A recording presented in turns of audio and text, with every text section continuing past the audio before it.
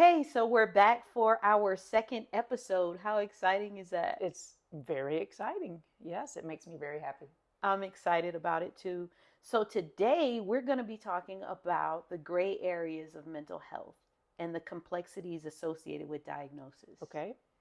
So, I guess I'll just start off like when it comes to diagnosis, I feel like the gray areas really come in from several places.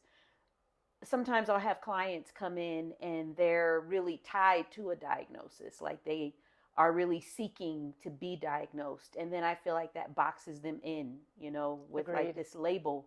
I feel like another gray area is when clients come in and they're completely resistant to diagnosis. And yet, when we have the DSM, right, that we can utilize, and it seems like they fit like textbook case a particular diagnosis, but they're just completely resistant to it. So that kind of poses a gray area. For me, I think another gray area is, when I first went into this whole profession, I initially said that I didn't want to diagnose my clients because I don't really Really? care for the labels. Mm-hmm. So I remember thinking, I'm probably not going to accept insurance. I'll just do private pay because I don't want to place labels on people. But then I quickly realized once getting into this thing that like that's a dream world.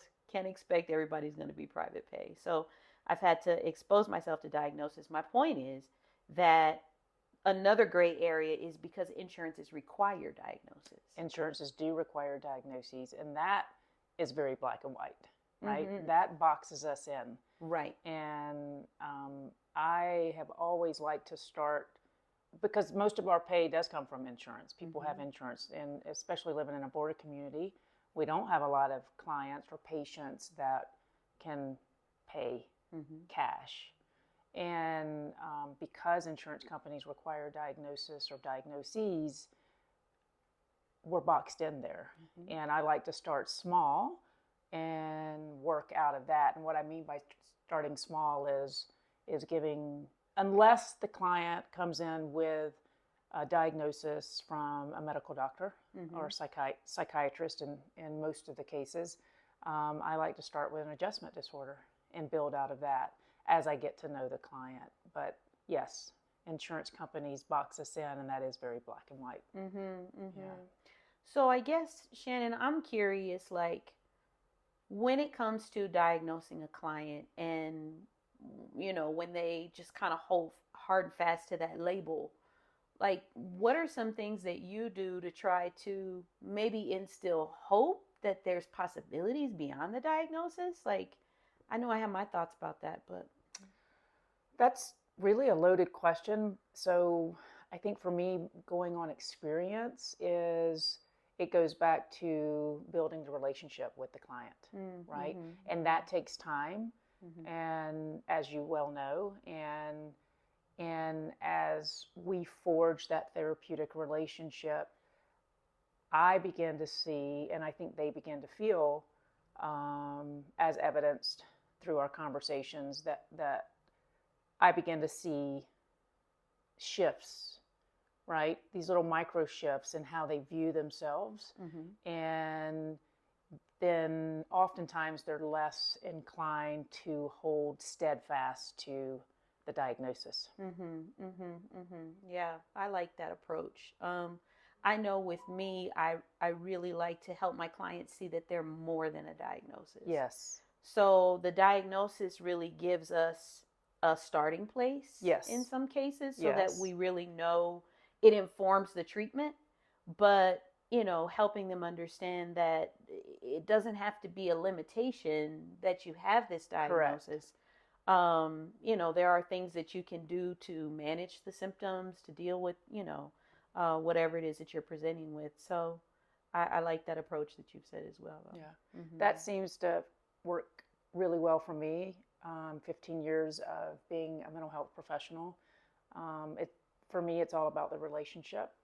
And I think culturally, socially, while mental health has become more recognizable, like it's become more important, I think both socially and culturally, so many of us are moving beyond having a diagnosis and wanting to live a more holistic, healthier life. Mm-hmm.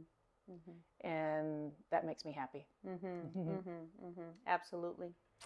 Anything else you wanted to talk about this gray area, I guess? Not off the top of my head. Through our conversations, we do see so much gray. I think as newbies, when we come out of a graduate program, we're excited about getting into the field and working as a professional, and things do seem to be quite concrete and black and white. We've got to have the diagnosis. The Bible of all diagnoses is the DSM, and we're just excited. And then we realize that people go beyond having a diagnosis. Absolutely, yeah. And I would prefer, quite honestly, to not have to diagnose. Not reluctant to give a diagnosis if a diagnosis is needed, but I would prefer not to have to give a diagnosis. And again, fortunately or unfortunately, insurance companies require that we do have a diagnosis so that we can get reimbursed. So that's just something to think about, and maybe we discuss in a future session together. Yeah, that sounds good. Yeah. I think just to piggyback off of something you said, part of this topic we're talking about today involves the complexities. And I think one of the complexities that come to mind after listening to you, insurance company requires diagnosis, but when you have an individual sitting in front of you for the very first time, how easy is it to come up with a diagnosis? It's not easy, and that's why I start with an adjustment disorder diagnosis, and oftentimes it's an adjustment disorder not otherwise specified or unspecified. But typically, and correct me if you think I'm wrong, typically when I have clients come in, most everybody's experiencing some form of anxiety. It could be relationally speaking, it could be situational, life transition, phase of life transition, and so there is some anxiety. So oftentimes I give that adjustment disorder with anxiety. That's pretty common, quite common for me, because they are experiencing anxiety. So it is the truth, right? As it pertains to diagnosing, but I also want to build out of that, and I can build out of that as I get to know the client. Absolutely. So it goes back to the relationship. Yeah. Well, I think that kind of wraps up today's discussion. I don't know. You have anything else? No, I don't. Thank you. Thank you for the time. Thank you for the opportunity. And I look forward to doing more of these with you. Thank you. I've enjoyed the conversation. Thanks, Looking Lisa. forward to next week. All right. Bye-bye. Bye-bye.